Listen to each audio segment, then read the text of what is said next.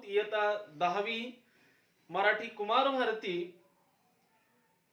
या विषयाच्या अंतर्गत 9वी कविता आश्वासक चित्र. कवयित्री आहेत नीरजा. कवयित्रीचं पूर्ण नाव नीरजा राजन धुळेकर, जन्म 1960. तर आपण पहिल्यांदा कवयित्रीचा परिचय बघू. स्त्रीवादी कवयित्री, कथा लेखिका, महाराष्ट्र शासनाचा कवी केशवसूत, इंदिरा संत तसेच भैरू रतन दवाणी आदी पुरस्काराने त्यांना सन्मानित करण्यात आलेलं आहे. इत्यादी पुरस्कार त्यांना प्राप्त झालेले आहेत.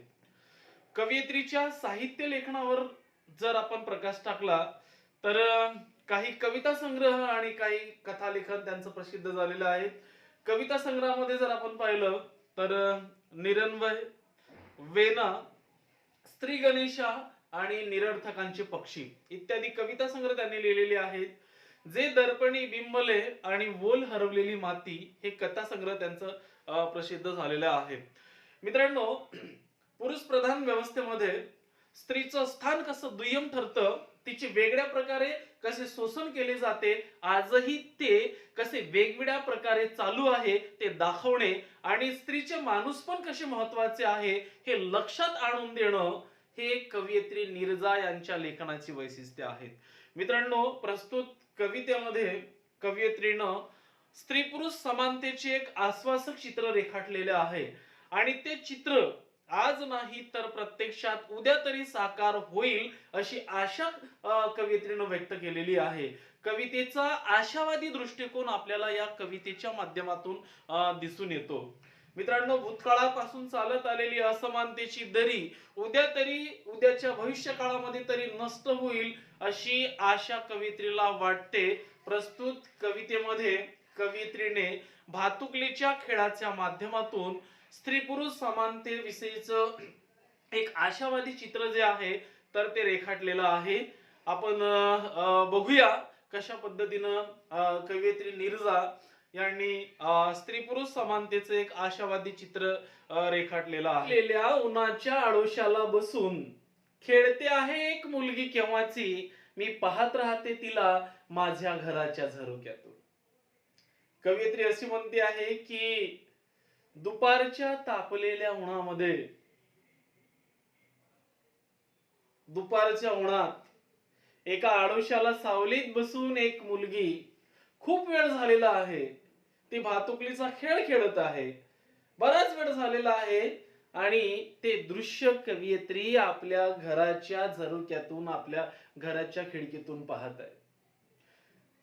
आता ती मुलगी त्या ठिकाणी भातुकलीचा खेळ खेळत असताना ती काय करते आहे हे सांगत असताना कवयित्री म्हणते आहे की ती मांडीवर घेते बाहुलीला, एका हाताने थोपटवत तिला चढवते आंदण भाताचं भातुकलीच्या इवल्याशा गॅसवर. ती मुलगी एकटीच भातुकलीचा खेळ खेळत आहे. ती आपल्या बाहुलीला मांडीवर घेते, तिला एका हाताने थोपटवते, तिला निजवते. तेव्हाच ती दुसऱ्या बाजूला भात शिजवण्यासाठी त्या चिमुकल्या गॅसवर एका छोट्याशा भांड्यामध्ये भाताचं आंदण ठेवत आहे. तिला स्वतःचा हा लुटुपुटूचा संसार सुरू आहे. ती खेळत असताना तिच्या हा स्वतःचा लुटुपुटूचा संसार सुरू आहे. पुढे कवयित्री असं म्हणते आहे की बाजूला खेळतो आहे मुलगा, हातात चेंडू घेऊन, खूप उंच उडवून चेंडू नेमका झेलतो तो हातात. बाजूला एक मुलगा चेंडू घेऊन तो उंच उडवून पुन्हा तो चेंडू नेमका हातामध्ये झेलतो आहे, तो खेळतो आहे. मुलगी पाहत राहते कौतुकानं त्याच्याकडे, मुलगी पाहत राहते कौतुकानं त्याच्याकडे. अचानक बाजूला ठेवून बाहुलीला ती जवळ जाते त्याच्या. मुलगा दाखवतो तिला आपलं कसं. पुन्हा एकदा मुलगी चेंडू मागते त्याच्याकडे. तेव्हा तो हसून म्हणतो, तू भाजी बनव छानपैकी पाल्याची. ती म्हणते, मी दोन्ही करू शकते एकाच वेळी, तू करशील? मुलगा देतो चेंडू तिच्या हातात आता यामध्ये काय होतं की त्याचा तो खेळ ती मुलगी कौतुकानं पाहते आणि मग अचानक आपल्या मांडीवरची बाहुली जी आहे ती बाहुली बाजूला ठेवते. ती त्या मुलाजवळ जाते. तो मुलगा पुन्हा तिला आपले चेंडू ओढून झेलण्याचं कसं पुन्हा तिला दाखवतो. मुलगी त्याच्याकडे चेंडू मागते तेव्हा तो हसून तिची चेष्टा करतो. म्हणतो, तू छानपैकी पाल्याची भाजी बनव. कारण त्याला असं वाटते की आपल्याप्रमाणे तिला चेंडूचा खेळ खेळायला जमणार नाही. भाजी करणे हे तुझं काम आहे. तुला अशी पुरुषी कामे कधीच जमणार नाही. तेव्हा मुलगी त्याला म्हणते, मी दोन्ही करू शकते एकाच वेळी. स्त्रीची व पुरुषाची तू करू शकशील? असा उलट प्रश्न ती त्याला विचारते. मुलगा स्वतःचा चेंडू तिच्या हातात देतो. हातात आलेला चेंडू ती उंच उडवते. तो चेंडू आभाळाला स्पर्श करतो आणि तो येऊन नेमका तिच्या उंजळीमध्ये पडतो. तिला ह्या पुरुषाच्या कामात यश मिळते. हे पाहून तो मुलगा आश्चर्यचकित होतो. तो चेंडू आपल्यासारखाच ती झेलू शकते याचं आश्चर्य मुलाला वाटते. आता तुझी पाळी. तू माझे काम करून दाखव. मुलीनं आता त्याचं काम करून दाखवलं. ती म्हणते आहे की तू आता माझं काम करून दाखव. अशी मुलगी त्या मुलाला म्हणते.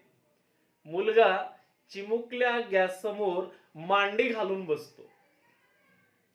प्रथम दोन्ही हातांनी थोपटत बाहुलीला निजवतो व मग भाजी करण्यासाठी पातेलं शोधतो. हळूहळू शिकेल तोही आपलं कसब दाखवतानाच घर सांभाळणं तापलेला उन्हाच्या आळोशाला बसून.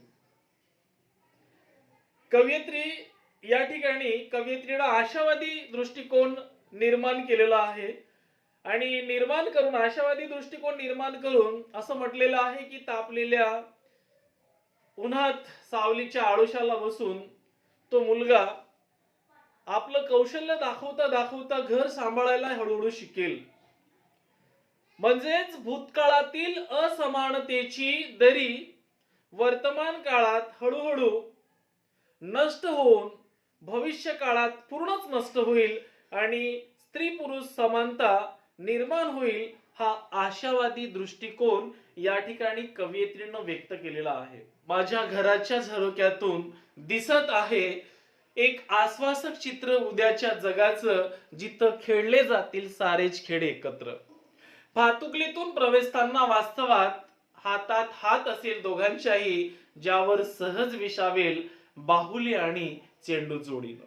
कवयित्री पुढे अशी म्हणते आहे की माझ्या घराच्या झरोक्यातून भविष्यातल्या जगाचे आश्वासक उत्साहवर्धक चित्र मला दिसते आहे.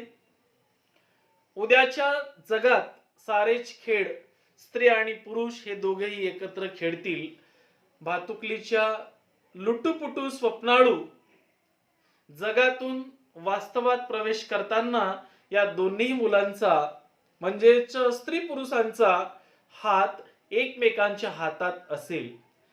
ज्या हातावर बाहुली आणि चेंडू दोन्ही स्नेहाने सहज एकत्र विसावलेले असतील, म्हणजेच भविष्यात स्त्री पुरुषांमध्ये परस्पर स्नेह आणि सामंजस्याची भावना निर्माण झालेली असेल. तर मित्रांनो, अशा पद्धतीनं या कवितेमध्ये कवयित्री नीरजा यांनी स्त्री पुरुष समानतेचं एक आश्वासक चित्र जे आहे तर ते या कवितेमध्ये रेखाटलेलं आहे आणि हे चित्र प्रत्यक्षामध्ये साकार होईल असा विश्वास या ठिकाणी त्यांनी कवितेतून व्यक्त केलेला आहे. स्त्री पुरुष समानतेचं मूल्य सर्व विद्यार्थ्यांमध्ये संक्रमित व्हावे व रुजावे या उद्देशानं पाठ्यपुस्तकामध्ये या कवितेचा समावेश केलेला आहे. धन्यवाद.